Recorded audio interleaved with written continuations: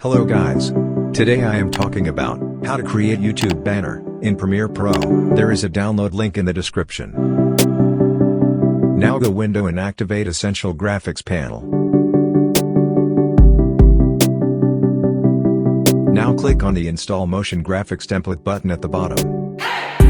Now select the downloaded MOGRT file. Then drag and drop on timeline.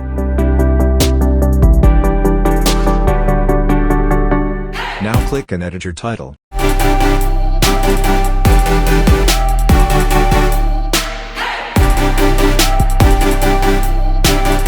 Type your name or anything.